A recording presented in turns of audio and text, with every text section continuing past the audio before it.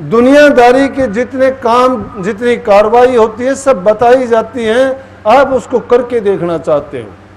संत मत को आप बुद्धि की कसौटी पर कसना चाहते हो, बुद्धि की कसौटी का खेल नहीं है, ये करनी का मार्ग है, बुद्धि का खेल नहीं है, ये करनी का भेद है। नहीं बुद्धि विचार, बुद्धि छोड़ करनी करे तब पावे कुछ सार। क्यों कही कि दुनिया ढूंढे त्रिलोकी माही, ये ढूंढे त्रिलोकी माही और नाम बसे चौथे पद माही। वो चौथा पद कौन सा है? जहां मन की, बुद्धि की और शरीर की गम नहीं है। हम तो सिर्फ शरीर, मन और बुद्धि से बाहर कभी सोचते नहीं हैं।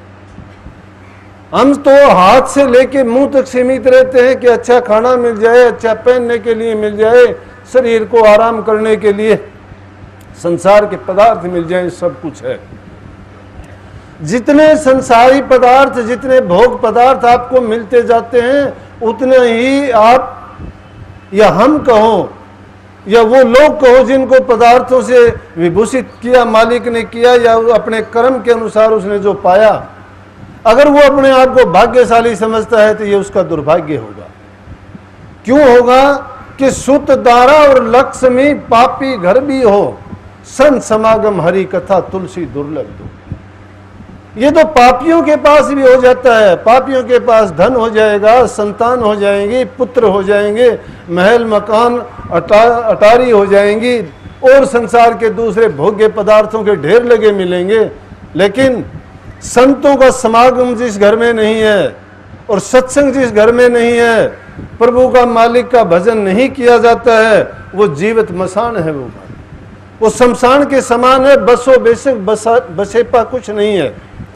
प्रभु के भक्ति के बिना हमने अपना जीवन व्यर्था खो देते हैं, क्योंकि 84 लाख का चक्कर काट काट के अपने कर्म का लेखा चुकाते चुकाते बहुत शुभ कर्म जब हमें मिले, वही प्राप्त मानुष दे हरिया, गोविंद मिलन की ये तेरी बरिया, और काज तेरे किते ने काम, भज साध संगत भज केवल नाम, कर साध संगत भज केवल नाम।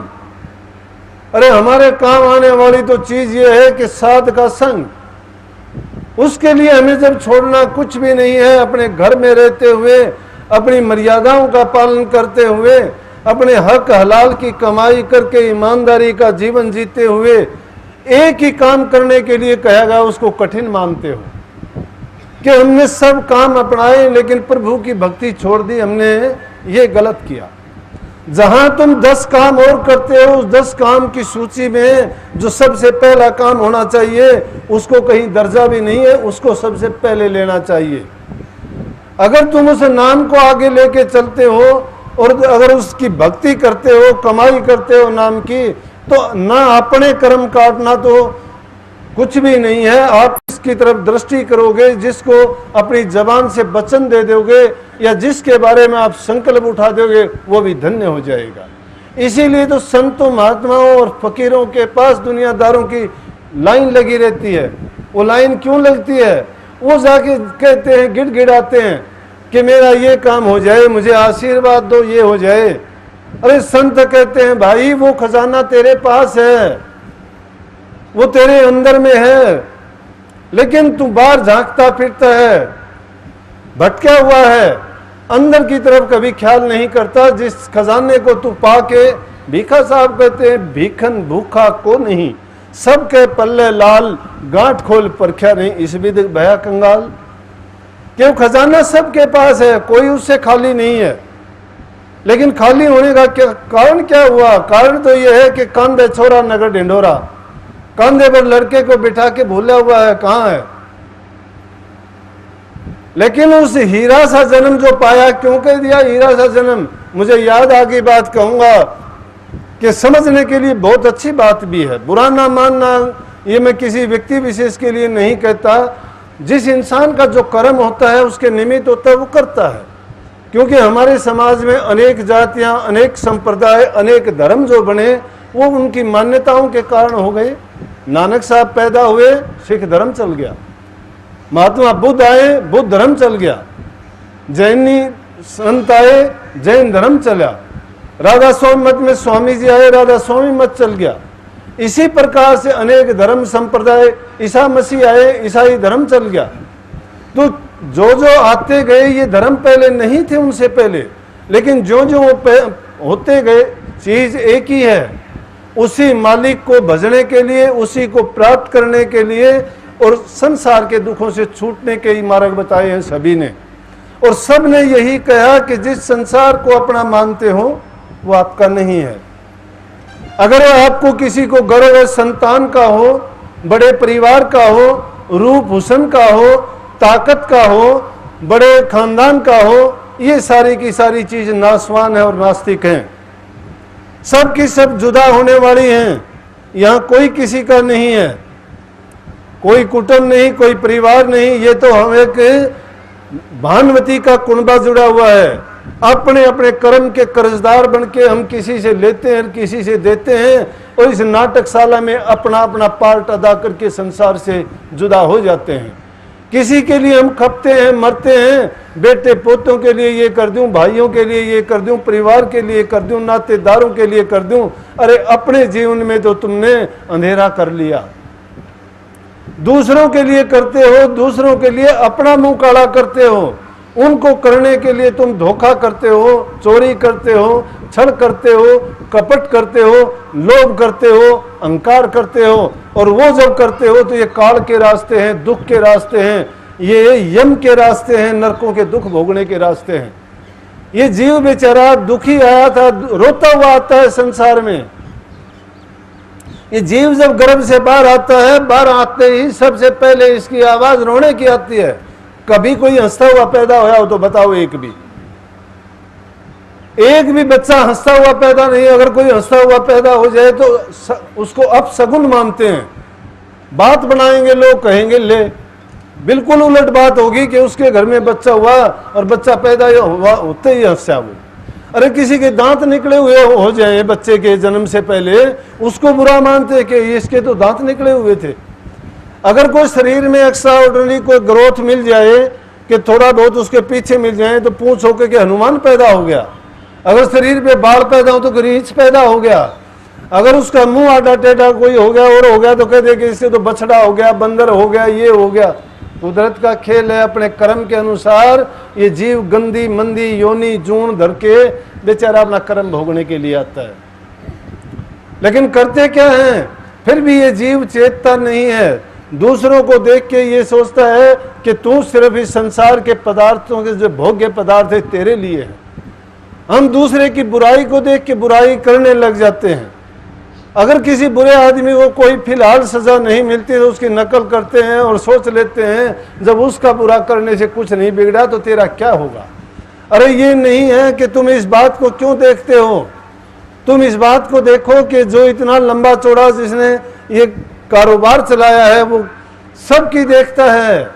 एक पल के लिए वो सोता नहीं है। हम सो जाते हैं, वो नहीं सोता है।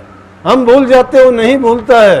वो हरेक के कर्म अपनी नजर से देखता है। राम झरोखे बैठ के सबके मुजरे ले और जैसी जिसकी चाकरी वैसा ही फल दे। फिर दोष देने के लायक नहीं है हम दोष किसको देते हैं? फिर कहते हैं ईश्वर ने गलत किया। हम ईश्वर से ज्यादा होशियार बनते हैं, अपनी चालाकी चतुराई बुद्धि वहां भी प्रयोग में लाते हैं और कहते हैं कि परमात्मा कभी नहीं करता। एक आदमी को नहीं कहता कि तू ये पुण्य कर ले, अच्छा कर्म कर ले। किसी को नहीं रोकता कि तू क्यों करता है ऐसा जुर्म ना कर। क्यों नहीं कहता कि वो न्यायकारी है, वो इस निमित्त नहीं है। उसने इंसान को आजादी दी है। इस जीव को जब भेजा इस काल देश में कह दिया कि तेरी आजादी है, जो तेरे दिल में आए, जो तेरी मर्जी में आए वो कर्म करना। लेकिन फल भोगते वक्त तुझे ये शिकायत करने का मौका नहीं मिलेगा कि मुझे इतनी सजा ना दे या मुझे ये इनाम कम दिया। तो इंसान अपने कर्मों का जब फल पाता है तो फिर इस चीज को क्यों भूलता है? अरे बुरे कर्म का बुरा नतीजा होगा, अच्छे कर्म का अच्छा नतीजा होगा। लेकिन प्रभु की भक्ति करोगे तो इस जीव का इस जन्म मरण का बंधन छूट जाएगा। ये मुक्ति का मार्ग है, ये इंसान का चोला नहीं, बल्कि ये इस 84 की जेल से छूटने का एक रास्ता है। परंतु हम भूले हुए क्यों हैं? हम इसीलिए भूले, वही खजाना है जो ताकत दौलत हमारे अंदर में है, उसकी चाबी संतों के हाथ है। संत निस्वार्थ होते हैं, उनके पास जाते हो, वो अपना पोरस लगा के भी तुम्हें वो मार्ग दिखाते हैं, करने के लिए प्रेरित करते हैं और आपकी विचारधारा को पलट देते हैं, आपके जीवन को बदल देते हैं। वो क्यों करते हैं? काग से हंस कैसे बुरी आदतों को छुटवा के वो अच्छी आदतें लगाते हैं। संसार में तो पेट भरने के लिए जीव जंतु भी भरते हैं, क्या कोई बड़ी बात नहीं। बच्चे पैदा करने की बात अगर है तो सभी पैदा करते हैं, कीट पतंगे से लेके, लेकिन उनके पास ये चीज नहीं है जो तुलसीदास जी ने कही थी कि सुत दारा और लक्ष्मी ये तो सबको मिल जाएंगी, लेकिन गुरु की भक्ति नहीं मिलेगी। इसलिए इस बात पर जोर दिया गया कि गुरु की भक्ति कर, लेकिन वो यहां नहीं मिलेगी। लाल समुद्र पावे कोई मर जीवा हो सो लावे। वो लाल को अगर पाना चाहते हो तो लाल हाट पर नहीं मिलता, दुकानों पर नहीं मिलता। वो कहाँ मिलेगा? वो समुद्र में गहरी डुबकी लगाने के बाद मिलेगा। लेकिन लेके वो आएगा जो मर जीवा हो। मर जीवा बोलते हैं कि जो जीते जी मर जाता हो, जिसकी ना इज्जत हो, ना मान हो, ना बढ़ाई हो, ना सम्मान हो, ना वो किसी की चीज की चाह हो और ना ही उसको किसी चीज के लिए ये तड़प हो कि मेरे पास ये होना चाहिए। वो लालसाओं के सागर में नहीं डूबता। जो सतगुरु ने उसको बख्शीश दी है, उसकी मौज में रजा में राजी रहना चाहता है और वो उसी हालात को अंगीकार करके उस सतगुरु का तोहफा मान के वो मान लेता। मैंने बात लाल की कही थी, तो इसी तरह से जातियां भी कर्म के आधार पर जातियां बनी थी। जो मिट्टी का काम करते हैं उसको कुम्हार कहते हैं, लकड़ी का काम करते खाती कहते हैं, लोहे का काम करने वाले लोहार, सोना का काम करने वाले को सुनार, खेती बाड़ी करने वाले को जमींदार। तो एक कुम्हार को क्या मिला? लाल मिल गया। लाल मिला, लाल उसने उठा के, लाल किसको देगा? वो जिस इंसान को अच्छी से अच्छी चीज मिलेगी तो घर में जो उसको अच्छे से अच्छा प्यारी सी प्यारी चीज होगी उसी को जाके देगा कि ले तेरे को ये देता हूं। किसी को लड़का प्यारा है उसको देगा, किसी को पत्नी प्यारी है उसको देगा, किसी को कोई दोस्त प्यारा है उसको देगा, किसी को बैल प्यारा है तो उसके गले में बांध देगा, उसके चीज की होगी। किसी को भैंस प्यारी है तो उसको सजा देगा, किसी का कुत्ता प्यारा है तो उसको अच्छा पटा बांध देगा अगर कहीं मिला है तो, किसी को बिल्ली प्यारी है तो उसके लिए कर देगा। उसको लाल मिला तो उसके पास तो गधा था जिससे सारे काम लेता था, घड़े बनाने का काम, रोजी रोटी कमाने का काम, उस पर सवारी करने का काम, माल ढोने का काम, जिससे हर प्रकार का निर्वाह करता था। वो लाल उसके गले में बांध दिया। पता है नहीं, बेचारे को अज्ञान है। तो इंसान को जब तक समझ आती नहीं है, परेशानी उसकी जाती नहीं है। अज्ञान के बस उसने उसके गले में बांध दिया।